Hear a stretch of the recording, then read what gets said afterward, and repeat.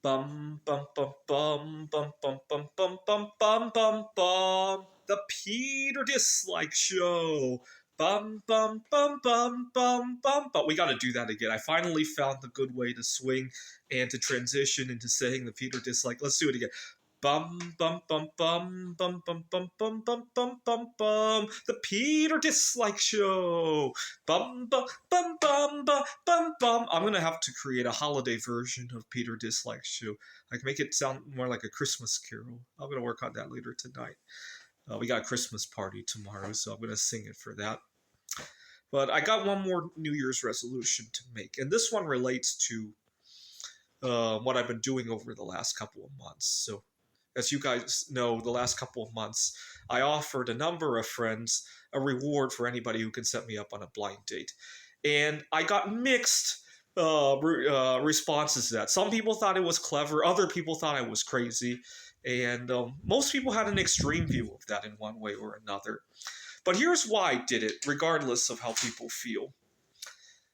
You got to understand, when I go into a group of people, even if it's only 4 or 5 or 6 people or 7 people, it is very difficult for me to talk.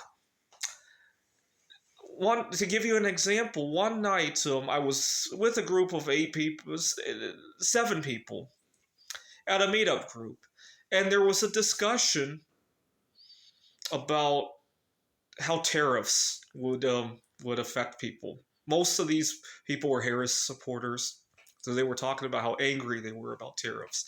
And I wanted to point out a very simple one-sentence idea that all my art comes from places that would be affected by it.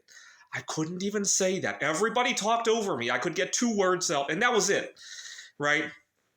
So if I'm in a group and I see a girl that I want to invite to something else, I can't even say 2 words before my voice is completely overruled by everybody else.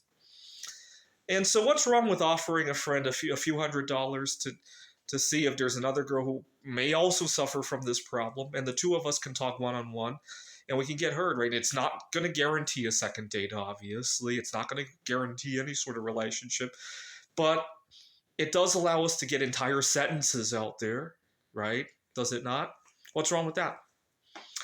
And unfortunately, I got a lot of, most of my, I teach at a community college. I got very good chemistry with a lot of my students.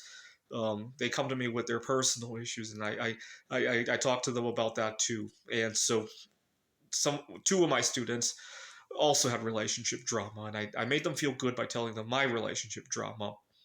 And then I talked to them about the whole situation with the rewards, and they laughed at me about it. And now they're not laughing anymore. After I uploaded the 2 videos last night, I don't think they're laughing anymore. I think they're just jealous they don't have the money to do that at the moment, more than anything else. Now that I think about it, maybe I shouldn't have been so boastful about it. But you know what? The concept of not even being able to string together 3 words before I get interrupted at a meet, that doesn't just happen at social occasions.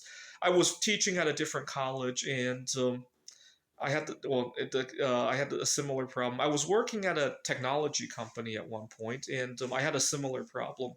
And a lot of times I couldn't bring up my ideas, even though they might have been good. My voice would get overruled just like that.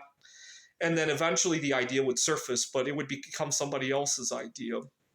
And that was part of the reason that I lost my job there, actually, part of the reason, not all of it.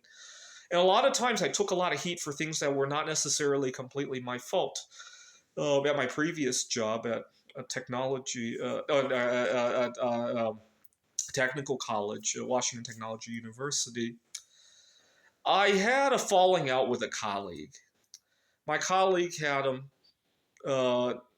we had a weird policy where you could donate your paid time off to a colleague, and I gave her a bunch of my paid time off with the understanding, unfortunately, we didn't have it in writing or anything, but with the understanding that after the COVID restrictions were lifted, she was going to help me make some connections, similar to my friend at the church who set me up on these blind dates. Maybe not a blind date, but connections.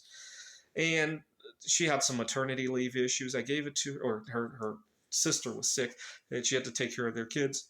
And so I gave it to her with that understanding, but she didn't reciprocate. And after maybe I got a little bit more pushy than I should have, she complained, or not necessarily complained, but told our dean that I was kind of pushy with her about wanting to join their party or something like that. And the dean was kind of displeased with that and had a talking to me about it. And I wanted to bring up that we had this understanding. My dean wouldn't let me talk. And, at the time I needed to keep that job. So I kind of kept quiet, apologized, promised to not do it again. But I kind of just wrote in the back of my mind to be careful around this colleague.